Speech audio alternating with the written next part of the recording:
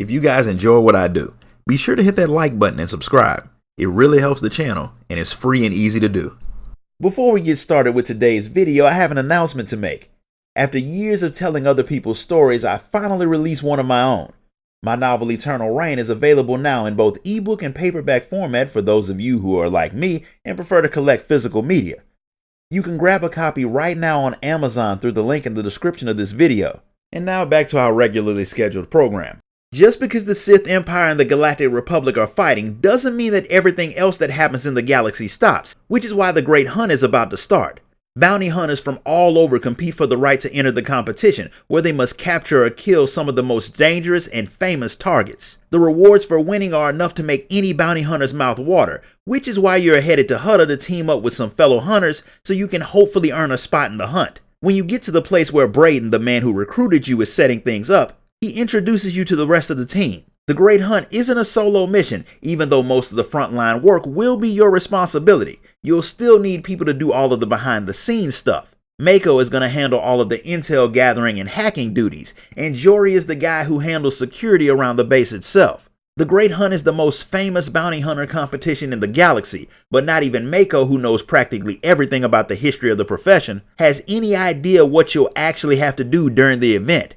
What she does know are the names of every hunter who's won the thing, and just how rich they got afterwards, which is the whole reason why any of you are there. There are two types of participants, the Mandalorian elites and the freelancers who have to get sponsored by the most influential people in the criminal underworld. Since you're not a Mandalorian, you'll have to get sponsored. Nimro the Hutt runs Jaguna, and Braden has enough influence to get you a meeting with him, but it's your job to impress him. The best way for a bounty hunter to do that is to take down some of the people who have some pretty big bounties. Braden's got Mako planning some rumors about your many kills off-world, so you bringing down a dangerous, well-known local target will make that reputation more believable, or you'll get killed on the mission and all of this will be a waste of time. Since Hutta is not a place for civilized people, it doesn't take long for Mako to pick a target. There's a Corellian named Vex who's known for being a really good shot and for robbing Imperial pay stations. Robbing Imperial banks is one of the stupidest ways to make money, so this Vex is either really good or just crazy. Either way, he's a perfect target. Since he has a safe house in a not so good part of town, it will be pretty dangerous to go there looking for information on your target. But since your job is life-threatening on a slow day, you head to the man's house and kill the men inside so you can see if you can find any clues on Vex's location. He isn't at the safe house, but he left a datapad behind, so you take it to Mako to see if there's anything useful on it. She gets into the device pretty fast. Unfortunately, it shows that Vex is getting ready to head off-world. You can't let him do that, so you head out to catch him at the spaceport. After you cut your way through his crew, you catch the guy at his ship, and it turns out he's not nearly as dangerous of a target as he was all cracked up to be. You finish him off, grab his ID tags to prove that you were the one who did the job, and you head back to your base to tell the others. When you get there, both Jory and Braden are dead. Mako had been out, but when she comes back to see you standing over their corpses, she accuses you of killing them. It doesn't take long for her to realize that you offing your teammates would make absolutely no sense. But since Braden has been like a father figure to her for years, seeing him dead has her not thinking clearly. Her and Jory had set up surveillance equipment around the room though, so there should be a recording of what actually happened. Somebody found the equipment and messed with it, but they didn't do enough damage to keep Mako from pulling up the footage. A Mandalorian named Taro Blood had shown up at your base while you were out. He's in the Great Hunt too, but it's not his first attempt. 10 years back, he'd nearly been killed by some of the Mandalorian contestants. This time he plans on stacking the deck a bit by getting rid of some of his competition beforehand. He can't do too much to the Mandalorians, but all of the freelancers can be removed if he gets creative. It's against the rules for any of the competitors to kill each other before the event starts, but he's done the next best thing, and that's taking out the other contestants' support staff so they'll be at a major disadvantage if they can get accepted at all. He's already dealt with all of the others, so the only one left to take out is your team. To make sure he's not blamed for the attack, Taro has his right-hand man set and take out Jory and Braden. Mako wants to kill both men for what they've done, but she knows that the only way you'll be able to get close to him will be by taking part in the hunt. With Braden dead, getting you in will be hard, especially since he spent all of their credits getting them to Hutta. So you don't have enough money to get off-world, which means it's even more important that you get Nimro to sponsor you. Mako thinks she can pick up where Braden left off and get you a meeting with the Hutt, but you'll have to do something big to put yourself on his radar. Since a lot of his enemies have been moving into his town, if you kill a few of them, he may be willing to talk to you. It works, and Nimro gives you a chance to convince him that you're worth sponsoring. He has people he wants dead, and your job is to unalive them for him. The first on that list is an evil guy named Huttsbane, who's a part of the race that were native to the planet before the Hutt showed up. He's been raiding some of Nimro's buildings and destroying his stuff. The Hutt wants you to bring him his head.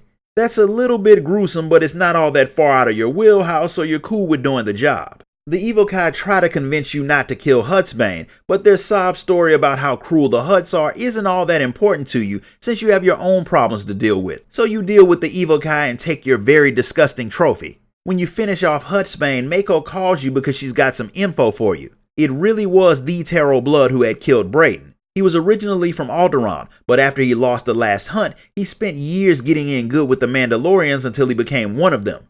The Great Hunt is a Mandalorian tradition, so there are different rules for them when it comes to entering. Terrell has to compete with them to enter, and this time he decided to pay them so they won't gang up on him again. That means you'll probably have to go through some Mandalorians to kill him, which is never fun. While she was doing her snooping and burying her friends, Mako saw a very creepy looking alien watching her, so she wants you to be careful. With that bit of info in the back of your mind, you head back to Nimro to show him that you are as good as you claim to be. He's impressed, but that doesn't mean he doesn't have more tests for you. Father the Hutt has been trying to take over Nimro's territory, which has some of his people going to work for him. One of these people was Yalt, his former accountant. He's working for Fathra out in the rush yards, and Nimro wants you to put an end to all of his living. After that, he wants you to bring the man's head to his wife, since she was pushing her husband to jump ship. That's a bit more brutal than the way you normally do things, but you're not really in a position to argue, so you head off to handle your second job, which will be quite a bit more difficult than the first, since Fathra has heavy security around Yalt, and you're going to have to figure out how to get through it alive. Fathra has a lot of high-tech security and violent soldiers guarding Yalt, so it takes quite a bit of effort to get to him, but you do it, proving to yourself at least that you do deserve the reputation that Mako made up for you. Yalt obviously doesn't want to die. He didn't exactly want to turn on Nimro, but Fathra had offered him so much money that he couldn't turn it down. Unfortunately for him, the Hutt didn't pay him, and instead just took him prisoner, then he threatened to kill Yalt's wife if he didn't work for him, so he's been having a rough couple of days. Since money is a bounty hunter's primary motivation for practically anything, and you are extremely close to flat broke, you're more than willing to make a deal. Yalt is in a position to do some real damage to Fathra's bank accounts, which will make Nimro so happy that he won't even care about Yalt not being taken out. And in the process, he can transfer some of the Hutt's credits to you. All you have to do is let him take his wife and leave the planet. Once he's proven that he's not lying about padding your bank account, you let him go and head back to Nimro's place. One of Terrell Blood's associates tries to stop you and gets put down for his trouble. As for Nimro, he saw Fathra's accounts crash, and he's very happy with you, but he still has one more task for you to do before he sponsors you. His Beastmaster is a traitor, and he wants you to go into the Beast Pit and kill him. This is so obviously a setup that it's not even funny, but you don't have much of a choice, so you go and do it.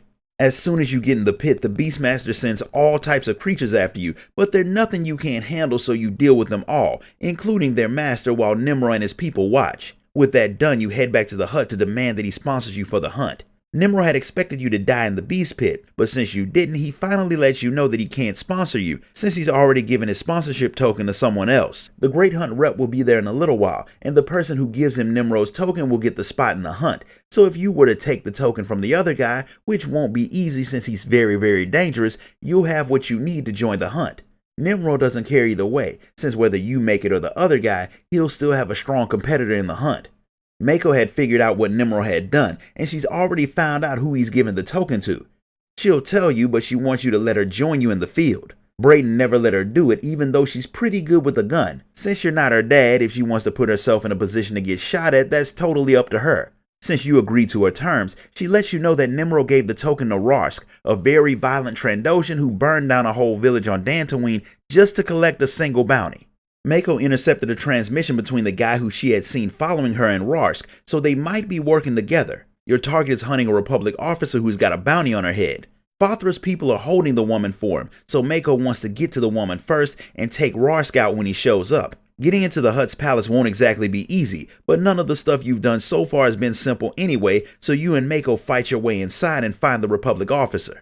She's obviously terrified, but lucky for her, she's not your target. Rars shows up just like Mako said, and after you make sure he's done with all of his living, you collect your token, set the scientist free, and head back to Nimrod's place to catch the Great Hunt rep. The rep turns out to be the creepy-faced guy that Mako had seen following her, but that had been a simple misunderstanding. His name is Grata, and he had been investigating Taro Blood when he'd seen Mako. He thinks the man is trying to cheat in the hunt. He's not the person who runs the games, but he has a lot more authority than the average guy. He was waiting to tell Rars what he was supposed to do next, but since you've taken his spot, he tells you.